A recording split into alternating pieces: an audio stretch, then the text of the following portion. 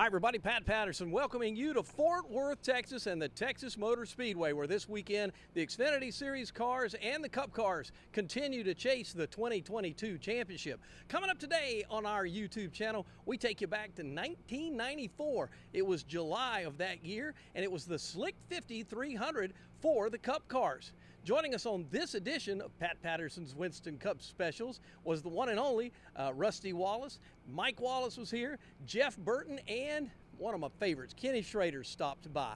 Be sure to subscribe to our channel. We bring back a lot of these old memories, and you'll enjoy hearing what all of these guys had to say back when they were in their prime and racing for all the glory that there was there in NASCAR. By the way, the guy who wins this race, it was Chesapeake, Virginia's Ricky Rudd. Dale Earnhardt finished second. By the way, they cooked 1,000 lobsters for everybody up here. Big feast prior to the Slick 50 300. Thanks so much for stopping by. Don't forget to follow us on our social media platforms. And remember, if you don't see my face, you're not in the right place. It's a Winston Cup special from 1994. We'll see you back here again real soon on our YouTube channel.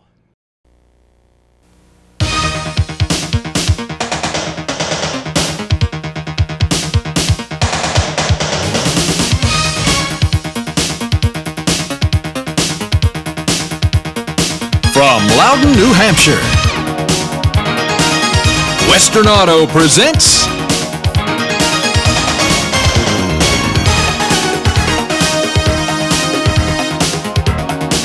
the Pat Patterson Winston Cup Specials.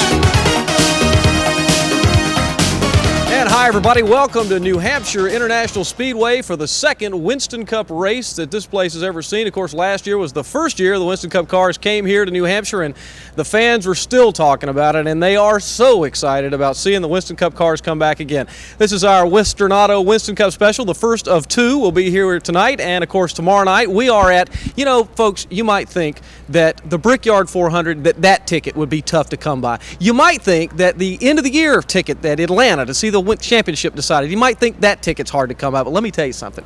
The ticket that was hard to come by was this one. This is the one that gets you into the lobster bake right here at New Hampshire International Speedway, and Bob Bear and his folks put on a feed here on Thursday night you would not believe. I mean, giant lobsters, and everybody wants this ticket. I got one, you got one, because tonight it's going on right behind me, and you're going to get a chance to meet a lot of great Winston Cup stars as they're here taking part in the lobster bake across the street. Coming up in just a few minutes, Kenny Schrader will join us. Also on this show, Rusty Wallace will be with us. Jeff Burton will join us. It is going to be an all-star studded show. You don't want to miss it. Hang around. We'll do one commercial. We'll be back to New Hampshire right after this.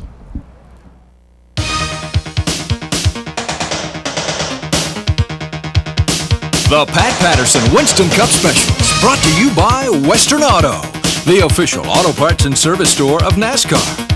And by Mom and Pop's, down-home flavor that's a winner every time.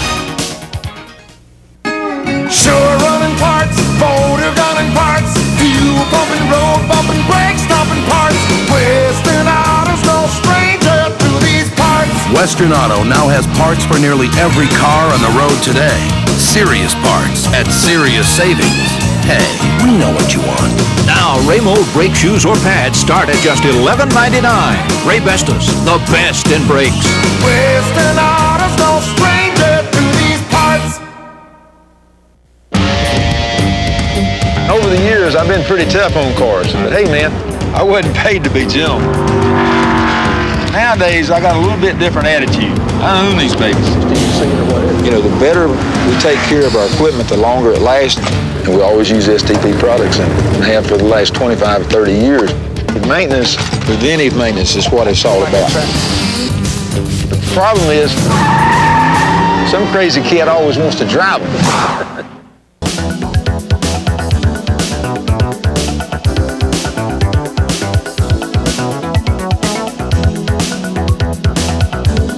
Welcome back to the show, everybody. You know, everybody's really been excited about coming back to New Hampshire, and I think part of that goes back to the fact that a lot of teams came here last year. They had never come here and run a Winston Cup race before. However, some people had run a bush race up here at Bob Bear's beautiful place, but they came up here wanting to find out what's the secrets to this place. Some people learned the secrets, and they're excited to get back here again because I think some guys think they've got a real good chance at winning this particular race. One of the fastest cars here last year, fourth fastest as a matter of fact, was Kenny Schrader. Kenny's with us right now. Unfortunately, he was also one of the quickest victims of this race last year, went out of it on the third or fourth lap or so. So I know you're excited about getting at it again here. Most definitely, Pat. You know, we don't want to leave a race like we did last year, car running good. We ran 3 or 4 laps where we got caught up in an incident and dinged it up pretty good. We spent 50, 60 laps fixing it and then went out and blew a motor as a result of the accident. We knocked an oil cooler off and had no oil pressure while I drove back around. Well, last year when I did these shows, of course, I couldn't ask people, what do you think about the racetrack? I couldn't say, how do you compare this track to other tracks? Because nobody really been on the thing yet. Now you have had a chance to go play with this racetrack a little bit. Is it like any place else we race? Maybe a little bit not any place we race, I guess. I was going to say related to Milwaukee some. You know, we run the bush race up there. Some of us have been fortunate enough to run the bush races here, which when we finished them, I think we've been to 4 of them. We've blown up twice and got a third and a fifth in the other 2. So when we finish them, it's usually pretty good. But it gets a little tight with a Cup car. Is this a racetrack that you personally want to start out maybe with a little bit of a loose race car and let the racetrack come to you, or is it a place that, you know, is hard to figure? After what little time you got with it last year? You know, with the new pavement and as hot as it is up here, last year our car seemed like it was going to want to tighten up. When we were here with the Busch car, it wasn't near this hot, and the car wanted to tighten up a little bit. So I imagine we'll start a little bit on the loose side. This is a place where it's awful tight turns, and when you come off the turn, you get from the center to the exit of the turn. If you're tight, it just is really hard. You have to check up on the exit, and guys get underneath you. A horsepower track? Is it a track that you've got to have a good, strong motor, or can you get by with a car that's really going to handle well? Well, you need both. You know, one year we run 5th here with Busch car, and the motor was way down, but it handled extremely good. But when we got to 5th, we couldn't get them last couple because what I was catching up in the turns, I was losing straightaways. Let's talk about this season in general. We talked about the Daytona race, the Pepsi 400, just a few weeks ago, last week, as a matter of fact. You guys were awfully strong down there and had a real good performance. The Kodiak team has been doing excellent all year. We're 5th in points here. The problem is we haven't won. We haven't won since '91. But we're 5th in points out of the 15 races so far this year. I think we've got 11 top 10s. We've been knocking on the door. We've been close. But until you can get it done and actually win, you know, last year we probably ran a little stronger at times, but very inconsistent. Consistency is something we've been working on. I've been trying to remain a little calmer and worry more about the 300, 400, 500 mile mark, and it seems to be working for us. What is, again, your opinion, Kenny? You've got a series this year that the media has more or less said, hey, there's 4 cars that are going to win all the races, and anybody else that sneaks into this thing is going to do exactly that. They're going to sneak into it. How can 4 cars, Rusty, Ernie's car, Martin's car, and Earnhardt's car, how come it is everybody is so far off of those guys? Well, we're 5th in points right now. Have been 4th in points to the last 2 races. We're 16 points out of 4th right now. We've been ahead of Mark. The Kodiak team hasn't won. Mark hasn't won either yet this year. I see 3 cars that are breaking away and are winning all the races. You know, Mark's always run strong. He will win, but he hasn't yet. So I mean, those 3 are breaking away, and they got everything going right for them. Is it just everything going right? Have they got anything on you guys in terms of equipment? Is there anything that maybe they're doing? Is it research? Have they had more time to test? What explains their dominance, so to speak, over this thing so far this year? I don't think they have any better equipment than we have. Mr. Hendrick supplies us, and we've got anything we ask for. We've got. They're obviously everybody, or not necessarily everybody, but they're getting everything a little better fine-tuned, you know. Some of that could be me, what I'm feeding back to my crew chief and chassis man. It's just a little bit of everything. They're able to get their cars adjusted just that fine little bit extra to give them that 1/10 of a second or that 1/10 of a second each lap, which is hard to overcome after 500 miles or 500 laps someplace. They've been together for a while, other than the Ernie Irvin, Robert Yates combination, and they just blended together instantly. Rusty takes such an active part in his team, being part owner in that, that, you know, the switch from the Pontiac to the Ford, I don't think was going to slow them down at all, which obviously didn't. And Earnhardt and Childress team, I mean, they're just there every year. You know they're going to be tough. Can you keep yourself focused on winning a championship? When you get in the top 5 in points, I mean, let's face it, we're only halfway through this year. This year is not over yet. A lot of people want to go ahead and just say, well, Ernie's going to win it or Dale's going to win it or whatever, but we both have been around this business long enough to know that it doesn't take but 3 or 4 bad luck races and you can suddenly be out of the top 5. Yeah, and the way points are now, it doesn't take 3 or 4, 2 will hurt. When you're real close, 1 will really set you back, and you can't gain back from that one race unless they have a bad race too. But we're focused big time. I mean, that's why the Kodiak car is where it is right now. I mean, it's up in top 5, it's been 4th, and we're pulling away from 6th and 7th and that. So, yeah, I mean, we're not. Man, I'm looking forward to running the second half. Another thing that the media has talked a lot about and focused on has been the Ford dominance in the Speedway races. Well, a lot of people also have forgotten that we've still got to go back to all those short tracks that we went through the first time around. And you guys were good on the short tracks. I mean, you had good cars in all of the short track races that we went through the first part of the season. Yeah, definitely. And Earnhardt was right up there last week at Daytona. We were second with 10 laps to go. Running good in the Chevrolet Lumina. Sterling Marlin was up there all day. It's not a given that those Fords are going to outrun us. I think they've got a little bit of an edge right now, but we're also got a Monte Carlo laid up there in engineering that we're coming out with in February. Speaking of that, have you seen it, and what are your instant opinions, at least judging from the street version of it? From what I've seen of it and seen a finished race car and heard about test results, is that right now it's maybe just about the same as the Lumina, but the Lumina wasn't near as good as the Monte Carlo when it came out in '89 either. We're going to catch up, and it's going to be a better race car. It looked to me, just judging myself, that the nose of that car is and I don't want to say identical to a Ford nose, but boy, it's not far off of what a Thunderbird nose looked like in terms of what downforce would be on the car. Yeah, it's definitely our Lumina's good, but we took all the faults of the Lumina and tried to capitalize and make it a little bit better in those other areas, and so it's different. Well, let's see you run a little bit more than 4 laps out here, 5 laps in this one coming up on Sunday. Wish you a lot of luck. I know it's been a good year so far, and I know you guys are looking forward to this one. Yeah, we'd just like to make it a little better here come Sunday. All right, Kenny Schrader, he will definitely be one of the contenders when the green flag drops out here at New Hampshire International Speedway. Lobster bake, that's where we're at. That's what we're doing, and that's what's going on behind us. Rusty Wallace, Jeff Burton, and a whole bunch of other folks going to join us in just a few minutes, so stick around, everybody. We'll be right back.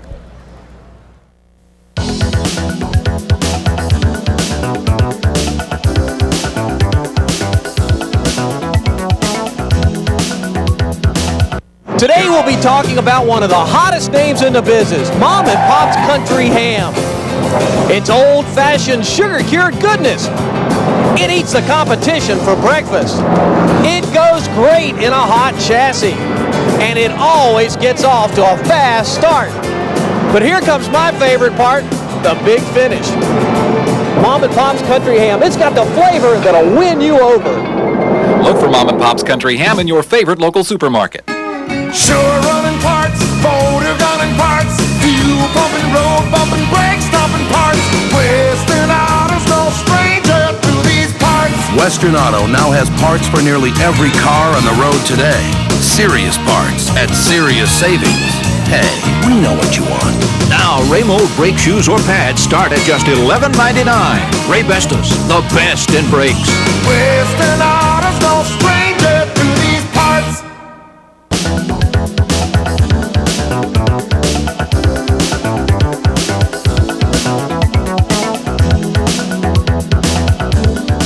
Welcome back to Bob Baer's beautiful New Hampshire International Speedway, everybody. I'm Pat Patterson. Glad you have joined us for the first night of 2 nights of our Western Auto Winston Cup specials, and we're excited about this. We had a good time up here last year when we came up for the first Winston Cup race, and really looking forward to this next one. Again, one of the things we were talking about just a few minutes ago with Kenny Schrader is that no one's had much time on this racetrack in a Winston Cup car. However, there are certain individuals who've had a lot of time up here in some Busch Grand National races. In fact, The man who sits to my left right now, Mr. Jeff Burton, won the last Bud 300 that was up here, and you know how to get around this racetrack. Are there any tricks to it? And how much difference was there in that Busch Grand National car and that Winston Cup car that you're going to have to deal with here? That you, at least you got an idea what you're going to have to deal with. I tell you, it takes the same thing in a Winston Cup car that it takes in a Busch car.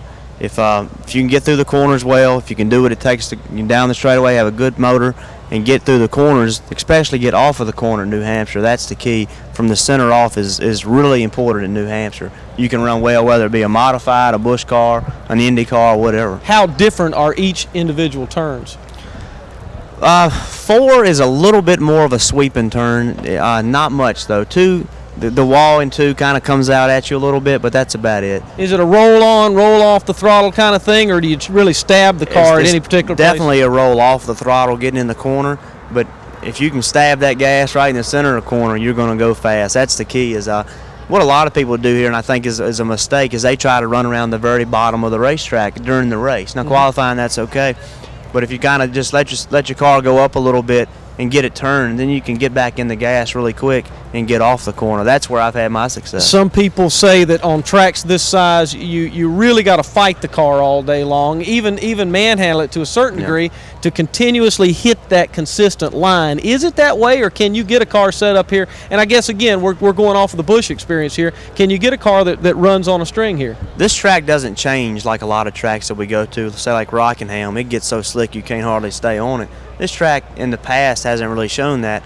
The Winston Cup race here tore the racetrack up, so we were racing on marbles a little bit, but if that hadn't have happened, the racetrack I don't believe would change. But anytime you go to a handling racetrack, your car's not going to handle perfect all day long. You've got to fight it. You've got to work hard to keep it handling, kind of keep the crew on their toes. They're going to have to make some changes, and the driver has to think about what to tell them to do to the car. Correct me if I'm wrong, but was this not your debut race last year? This was. Your Winston Cup debut, wasn't it? I just told Schrader I'm following him. I followed him last year and we wrecked, and I just followed him to a radio. I followed him here, so it's like a magnet for Schrader and I up here. You didn't get much of a chance, though, last year in a totally complete car to make a lot of laps. Well, we qualified 6th, which was a huge accomplishment for us. We felt like it was, and then got with Schrader like on the 3rd lap or something and tore the car pretty bad, kept running, and something broke on the car and tried to knock the wall down in 3. Well, then Hutch Strickland got sick, so he had to pull him out of the car, and Mike Hill came and got me and said, hey, how about driving the car? So I finished the race in Junior Johnson's car. Pretty big day. Drove a car that was owned and an engine that was owned by Jack Roush, qualified 6th in it, and then left that car and drove for Junior Johnson, so it was a pretty big day. I had to have to imagine then you were looking forward to coming back here. Yeah, this is exciting for me. I mean, New Hampshire's like home. I know every part of this racetrack. I actually even knew how to get to this racetrack.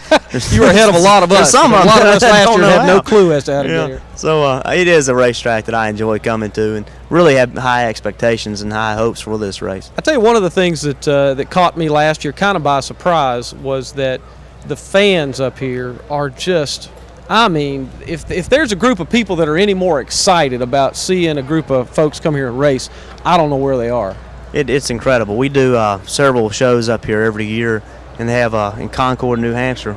Concord, gotta say that. We have it's like a 4 or 5 hour show, and they close downtown, and I mean the fans come out in numbers, large numbers, and it's amazing to see the excitement. And it's it's like that everywhere, but here it's so new. Yeah. Winston Cup racing is so new that it's a different kind of excitement, and it's a lot of fun. Well, this thing going on behind us, this lobster bake thing, I heard That's Bob Bear exciting. say so. Well, it really is, especially when I heard Bob Bear say to somebody, one of the workers here, he said, go out and get another 1,000 lobsters. And I just, I sat there and I thought to myself, God, I wonder what the bill on 1,000 lobsters is. I don't think it matters a lot to Bob. No, I don't think it either. Look at this place. Yeah, I think he's having a good time, and everybody who knows Bob's having a good time. We won, I think, right near $60,000 won a Busch race here. Yeah. I think that pretty much says it all. Bob Bear's idea of racing. Let's talk about the season in general. Boy, you guys had a good showing down in Daytona down there till I guess the last pit stop. You had something go wrong there, but you had the Rebestos machine was really running well at Daytona. Yeah, we did. The whole crew did a great job giving me a terrific race car there, and that's kind of what's happened to us all year long. We've run well. There's been places we've run terrible, but for the most part, we've run fairly well, especially with a rookie. But when it comes time to get the checkered flag and finish an 8th or a 10th, we ended up 20th. And that's kind of what happened at Daytona last week. But if we keep working and we keep doing what we're doing, all that will change. We're not having any engine problems, knock on wood. Things are going well. We just have to stick with it and keep doing what we're doing. If we do, we'll start getting the finishes. Let's talk a little bit about focus and talk about what goes on in that race car. Have you gotten used to the idea of being focused on the fact that midway through any of these races, you may be running 17th or 18th, and the fight that you've got to deal with is the fight for 16th and 15th, as opposed to leading the race or running in the top 3? Have you gotten accustomed now to fighting for those positions? No, I'm not accustomed to it, and I hope I don't get accustomed to it, to be quite honest. We want to race up front. Okay. But we also are smart enough to know that it's going to be a while before we can consistently race up front. So we're working hard, trying to learn everything it takes to learn so we can race up front. To do that, you have to finish 16th. You have to race for the 16th position. And that's kind of how we're approaching it.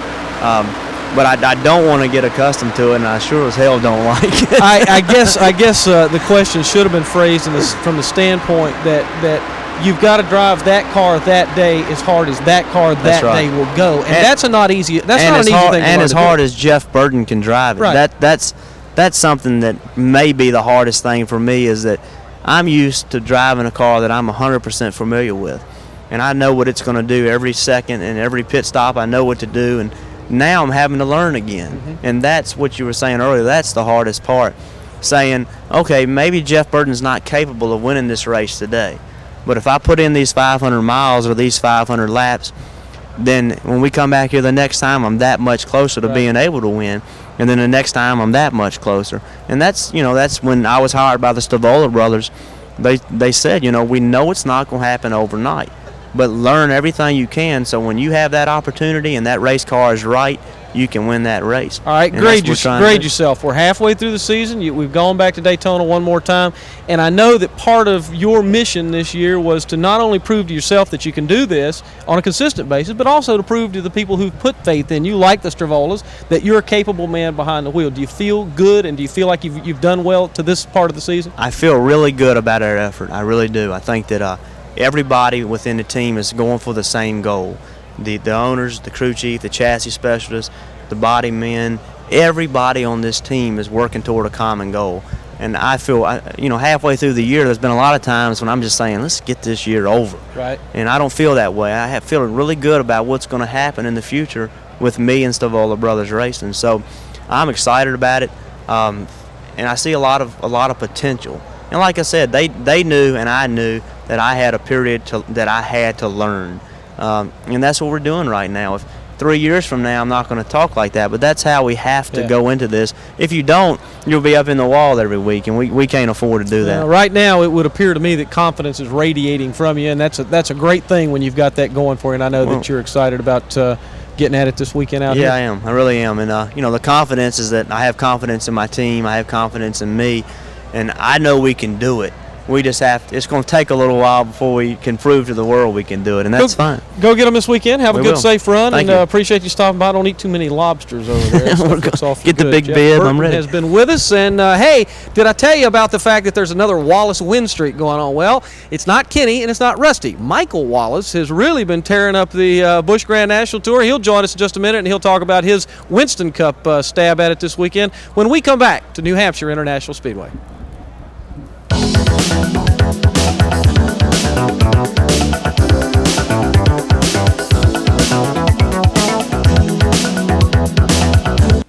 I bought my car new in 1970. I drove a hockey team a 190-mile round trip 3 times a week. Haviland Formula 3 from Texaco. And when I reached 300,000, I thought, I've got to be a pretty good car. No other leading motor oil offers more complete protection to help your car run better, last longer. The secret to long life is regular maintenance for me and my car. Haviland Formula 3. Add more life to your car. The complete protection of Haviland Formula 3. Look for it at your nearest Western Auto store. Today we'll be talking about one of the hottest names in the business, Mom and Pop's Country Ham. It's old-fashioned sugar-cured goodness. It eats the competition for breakfast. It goes great in a hot chassis. and it always gets off to a fast start. But here comes my favorite part, the big finish. Mom and Pop's Country Ham, it's got the flavor that'll win you over. Look for Mom and Pop's Country Ham in your favorite local supermarket.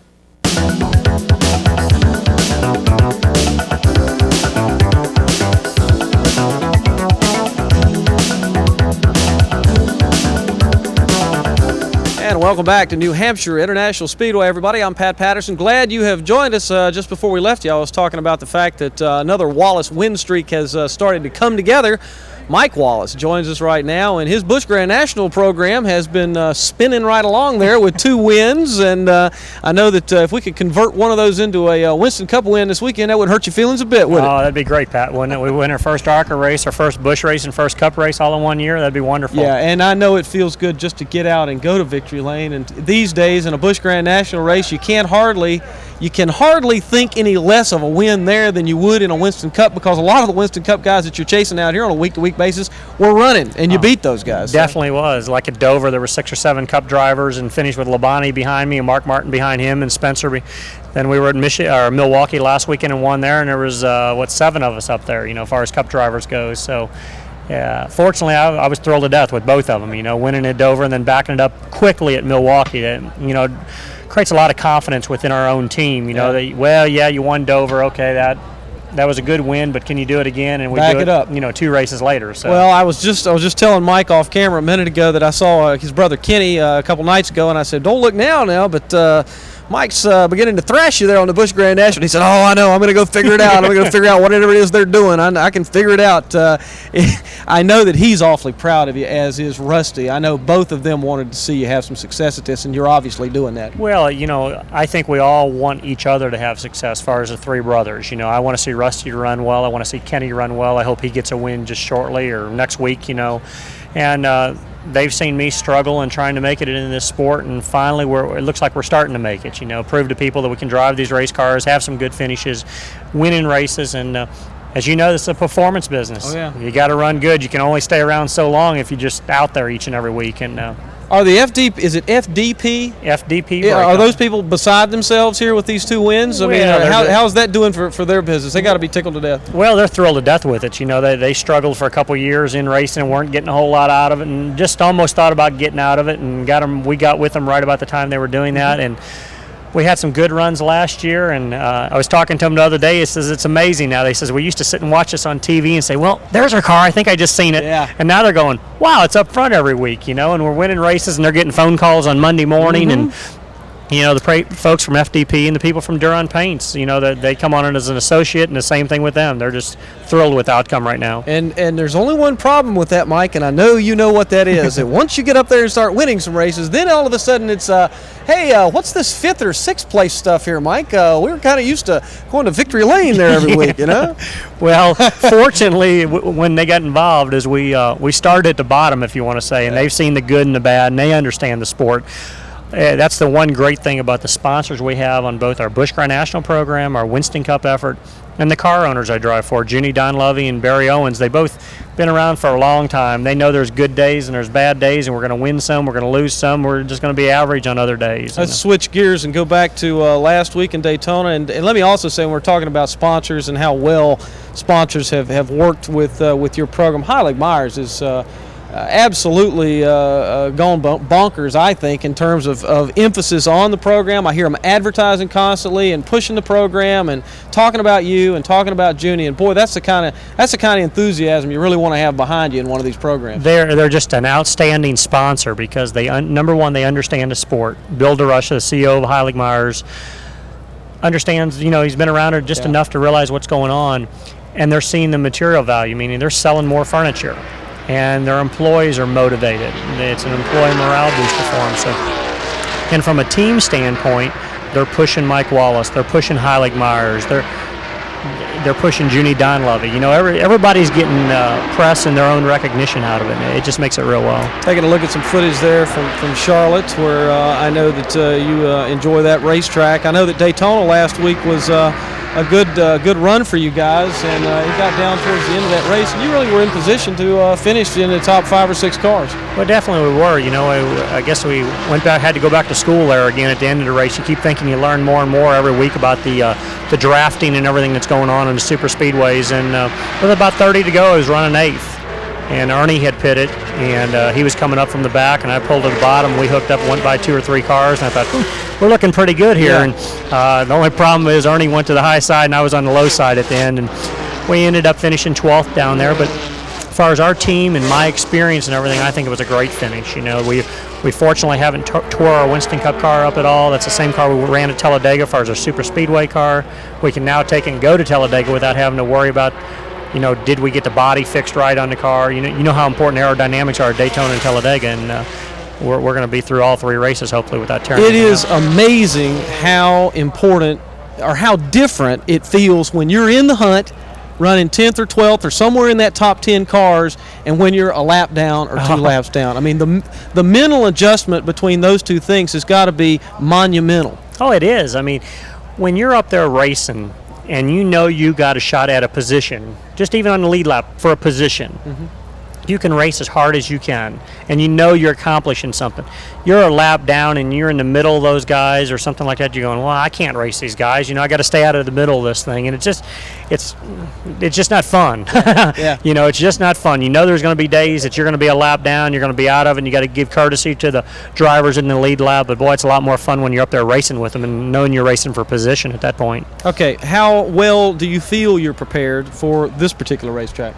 Well, I think I'm pretty well prepared. You know, we've come here with a little different program. We're not just going to run our Winston Cup car. We decided to run our Busch Car National car in the South race on Saturday, or the North race on Saturday. I ran here in my Busch car earlier in the year. I ran well until we had some problems, and you know, I think my team's prepared. As far as the Heilig-Myers team's prepared, they know what we need for a chassis setup. I hope we're going to roll off the truck and be pretty good as soon as we roll off the truck. I mean, we're not in a position, I don't believe, to sit on the pole or anything like that, but, you know, our main goal is just to get in the starting lineup on Sunday and hopefully get in first round qualifying. It takes a big load off you on Friday afternoon. So I think we're prepared. I think we'll have a good run. Our biggest goal anymore, and you know, Winston Cup racing is just get qualified, get in the race. Then you can race kind of with 75% of the field from there on out. We wish you the very best. Congratulations on 2 great Busch Grand National wins, and we'll look to see how we can get around this thing on Sunday. Okay, Pat, thank you Mike very much. Wallace, coming up just a few minutes. Rusty Wallace will be here. We're also going to talk to one of my favorite people, Bill Jeter from Slick 50, and also talk a little motorcycle racing. So don't go away. We'll be right back.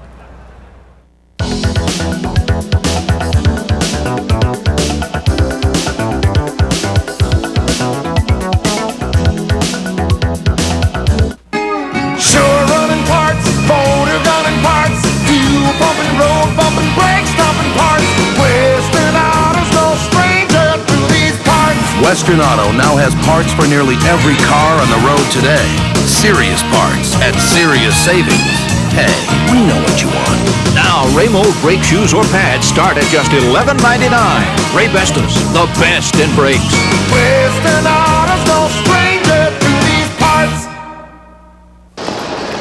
The car on the right was filled with Castrol Syntec, a synthetic oil, the other with conventional oil.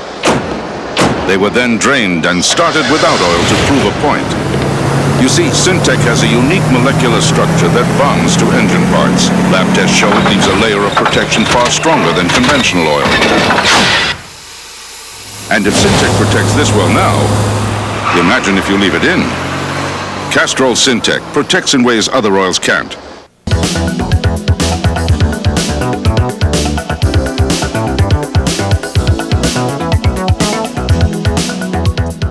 And welcome back to New Hampshire International Speedway, everybody. Glad you have joined us for our Western Auto Winston Cup specials. You know, there are people in this business who are providers, and the providers here fortunately benefit you, the viewer, because if it weren't for the providers, you wouldn't be able to see great racing on television and great racing sponsored. One of the companies who is definitely a benefactor from being a provider is the Petroline Company, better known as Slick 50. Joining me now is the president of Slick 50, Bill Jeter, along with a 2-wheeled super superstar to his left, who is sponsored by Slick 50, Mr. Steve Johnson, who gets it done on 2 wheels as opposed to 4. Slick 50, by the way, is the sponsor of this weekend's events here at New Hampshire International Speedway. And you discovered a gold mine up here because, boy, you talk about a group of people that are excited about their racing and excited to be out here, and that means they're excited about your product. That is the folks up here in New Hampshire.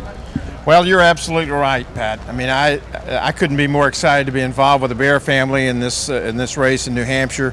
It's very exciting. I told the governor of New Hampshire this morning that I always thought Texans were the most congenial people, and I think the people in New Hampshire certainly run us a close race. I think you were pretty overwhelmed last year when you came here for the first time, sponsored this event. I don't think you really knew how good it was going to be, but boy, it was hard to turn this thing down a year later after seeing what you guys accomplished last year. It was absolutely hard to turn it down, and I think our commitment goes out to a number of years now because I think that it was such a resounding success. And I think even today, I think they have a waiting list for tickets for this weekend's race, and I think it's just going to be a great event for us. So I couldn't be more pleased to be associated with the Bear family, with this track, and with the state of New Hampshire. Well, when it comes to motorcycle racing, the man that sits to your left there needs very little introduction. You've done extremely well this year. In fact, catch me up, Steve. How well have you guys done this year with your program? We've won every race we've entered. How much better can it get? I guess I should have said. Well, for the rest of the NHRA guys out there, we haven't won that, but we've been extremely successful on the track, and what I know is true to Bill's heart and the whole company at Slick 50 is our off-track promotion and some of the things that we get involved in, and we think we're very, very successful with that, and that's, I guess we'll get into. Well, I don't know how many people know this, but I ride a lot of motorcycles, myself personally, and Slick 50 has a group of products that are specifically designed to work with motorcycles, and I know that you've done some testing on those products, and not to turn it into a 30-minute infomercial here, but the stuff does work, and it does help the performance of a bike. It really does, and like you said, a motorcycle has a special product, and it has pistons and valves and things just like your car, your automotive car. But the neat thing about it is they specifically make a product that works with a certain manufactured motorcycle versus a car, and they go in and they find out exactly what the motorcycle needs, like being an air-cooled vehicle versus a water-cooled vehicle, and they can tailor things. And they're probably the only manufacturer, or they are the only manufacturer that has an in-house laboratory, so we can do the things testing on the track. We can bring that information back to the laboratory, and they can dissect that, and they can come up with the absolute best product there is. Bill, the commitment to motorsports has been going on now for quite a few years. You people obviously are benefiting from it. Can you feel it? Is it one of those things that you actually can look at the bottom line and say, you know, motorsports is making us money?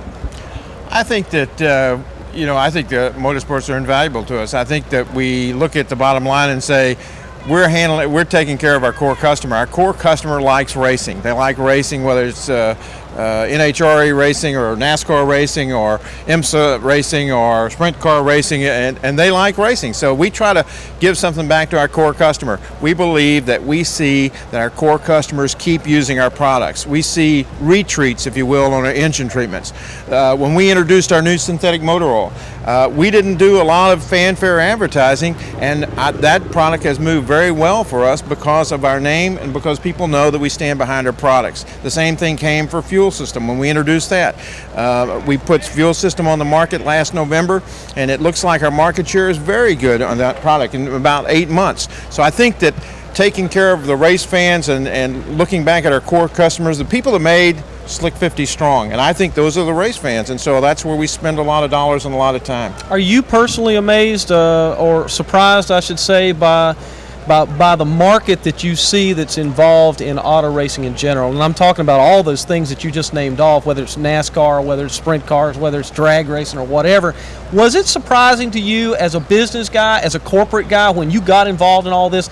Did you ever think it was as big as it actually is?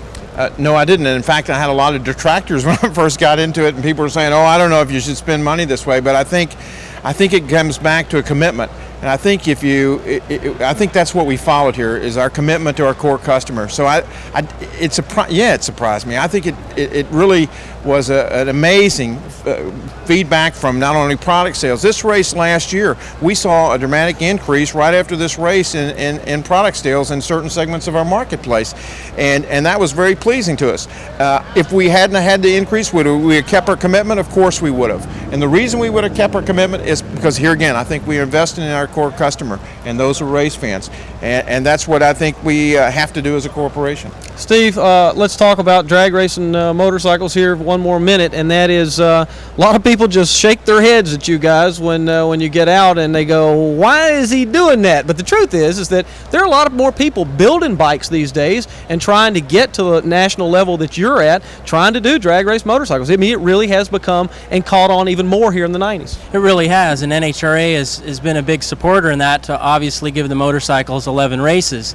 You know, Pat, when we go in and we do some of these store appearances before the race and we let people know, and it brings more awareness to the class, we go with a smile and the motorcycle, and they look at it, and even Kenny Bernstein and Don Prudhomme look, and there's no roll bar, no seat belts, and they go 0 to 60 miles an hour in 1 second. So that gives us an exciting part of the show, and that's basically what we all are in motorsports. And at the same time, it gives me a real neat avenue to talk to children and students about being successful in life and being able to use your head, because you're holding on with your brain power as much as you are with your hands. So and your there's legs. no truth to the rumor. You're up here shopping for a Winston Cup ride, and you're going to try to take this guy into I've been looking in this pocket. Pocket over there, are you? There hasn't been anything hanging out. Don't do that. Don't do that to him. I'm sure he's got all he can handle at the moment. It is great to see. When's your next race for? We race in Denver on the 22nd through the 24th of July. Mile High Nationals. Mile High, Mopar Mile High Nationals. Absolutely. And then we'll be to Brainerd and then Indianapolis, and just we'll run the rest of the year and maybe even Japan. And this isn't the last time we'll see you at a Winston Cup race, because you got the big one coming up out in, not any bigger than this, but another one, I should say, coming up out in Phoenix with Buddy Job, and I know you're excited about that. Absolutely. It's a very fine race. It's the last, next to the last race of the season, but we're really pleased with that event, as you know. We always see you out there, and but it's a great race. It has great fans. It's a different part of the country, and a place we enjoy going. Not any more than we enjoy going to New Hampshire, I might say, but a place that we enjoy going. It's good to see you both. Bill Jeter, Steve Johnson, good luck this year. Good luck this weekend. I know you're going to have a great event here. Thanks. Nice to see you both. Hey, we're not done yet. How about that Rusty Wallace guy? He has flat been hot recently. We'll talk to him when we come back.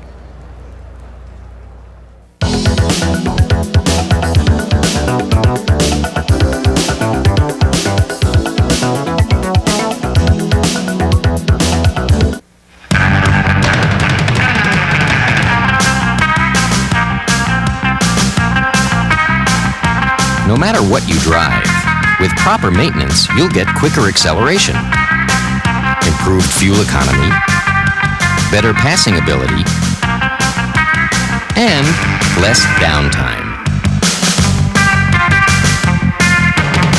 4 out of 5 cars need maintenance. Is yours one of them? Today we'll be talking about one of the hottest names in the business, Mom and Pop's Country Ham. It's old-fashioned, sugar-cured goodness. It eats the competition for breakfast. It goes great in a hot chassis. And it always gets off to a fast start. But here comes my favorite part, the big finish. Mom and Pop's Country Ham, it's got the flavor that'll win you over. Look for Mom and Pop's Country Ham in your favorite local supermarket.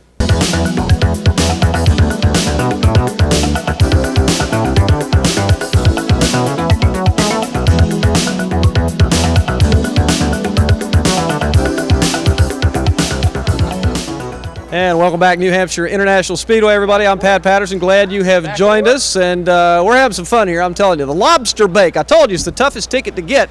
You might think the Brickyard 400 or the end of the year race or whatever. The lobster bake in New Hampshire. They got 1,000 lobsters over there. That's a lot. That's a lot of lobsters. We got a lot of race car drivers sitting to my left right here, Rusty Wallace, and he has had one of them years when everything seems to be working just on schedule and just right, and if it keeps going the way it's going, my friend, you're going to go get yourself another one of them big championship rings. I tell you, that's what the goal is, to try to get one of those big rings. That felt so good in 1989, but I'll tell you, I don't need to do things like I did last week in Daytona. I took a car down there that was a good car, but I just couldn't get it to do what I wanted to do, and I finished terrible. But right now, let's just cancel that one out, and I told you a little while ago, I'm just going to pretend I'm starting right where I left off in Michigan with that victory there.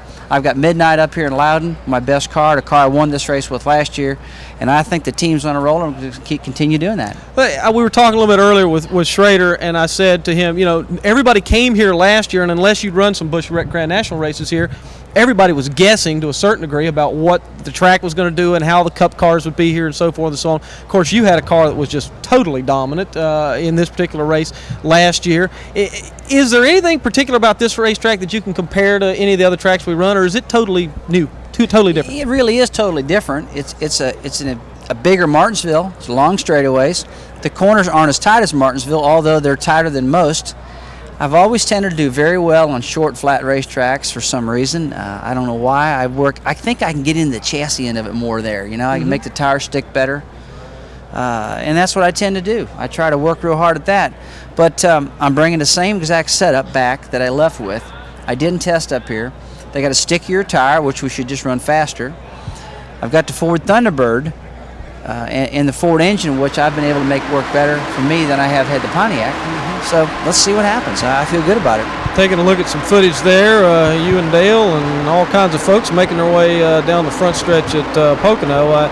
You talk about having a group of people that are so focused. I mean, even last week when you guys were down and out, I was listening to the radio and the great coverage that they have on the radio, and I think the guy went over, whoever it was, one of the MRN guys went over to Buddy and said, "Gee, everything's terrible. What's going on? Everything's wrong." Those guys keep their heads together over there, and I got to believe that you have a lot to do with the fact that they said you hadn't even come on the radio and said anything about the car, but everybody still stayed focused on just doing the best you could do last week. Well, we talk a little bit on the radio. I mean, I make a suggestion, we'll try it on a pit stop, and when we do get razzled, or when there's something I don't like and I voice my frustration, at least I've been working with these guys long enough where they go, "Oh, here he goes again." He's going to get ready to blow the lid, and everybody takes it real nice and easy, Then in one lap I mouth off and it's all said and done. But man, I really do have a good crew. And the neat thing about it is that we work so long together that we get along really good together. We party together, we help each other, we race hard. It's just a neat combination, and that's what it takes to win races, and there's several teams that have that right now, particularly the 28, the 3, and myself right now. Would you grade yourself or would you characterize yourself as being meticulous? Oh, I am absolutely the biggest neat freak in the world, and I'm a very meticulous person, and I don't take any tolerances is not acceptable to me. If somebody says, if I tell them I want this car set a certain way, and they say, well, it's really close, I don't know, I said, it's exactly like I asked you. And they go, no, but it's close. I said, what's not acceptable? And you can't have any tolerance whatsoever in this sport. You can't tolerate failure. And if your team understands that, and they're willing to work that hard with you, and it's going to immediately breed success, I think. Where do you think that came from? Did it come were you meticulous when you owned your own ASA car and prepared that car? 60% of it I was, and the other 40% came from Roger Penske. That's where really? my rest of my meticulous part, my organization, and I'm still getting my rear end beat a ton. Don't get me wrong, I'm human too. Sure. But I enjoy doing it the way I enjoy doing it, There's how many people have you saw out there that have run cars that, man, they run at the back of the pack every day, but they got the nicest looking uniforms and their cars are chromed, okay? Right. Well, man, if I'm going to run in the back, I want to at least chrome it, And, at least look good, I don't want to look terrible running in the back, and I want to feel like I'm organized, and if I have a bad day, I have a bad day. But I owe a lot to Roger because his organization, the way he treats his people is so wonderful. Really nice guy. Did you have a clue that this was going to happen to you when you first did this deal with Roger, or is this something that as you got into the deal with Roger, it became evident to you that you were going to step up and play in a different level? You really hit the nail on the head there, because I started off with extreme induced pressure, and then it became very, very evident that I knew what he expected. And it wasn't to win every race. It was a certain way to run the operation. And once I understood the way he wanted the operation run, it's no problem. He's a great guy. He's not this real hardball guy that everybody thinks he is. Hey, he says he's been there. When I've been running in the back at Daytona the other day, running 26 or 27, he says, hey, man, you're doing good. Just ride her on home. Let's go. Yeah. Have you learned from this experience with Roger, have you begun to think about 10 or 12 years from now, would you be a good car owner based on what you've learned now? And I'm talking about with somebody else driving it and you in charge fully of it. I wouldn't be a good business manager. I've got good people surrounding me when it comes to that. I'd be a very good technician. I think I'd be good to my people, and I think I'd really get the nuts and bolts part of the car. And I'd be a guy, I'd be at the racetracks, that type of person. But as far as pulling the cash register and moving the bucks around, I seem to flunk at that part. But then again, Roger's taught me more than anybody. I really don't see life, I don't see myself as a driver unless I'm driving for Roger. I don't.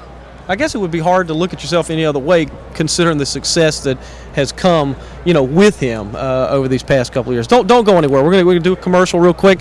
We're gonna come back and we'll finish up the show with Rusty Wallace. So you stick around, and we'll be back with Rusty in just a minute.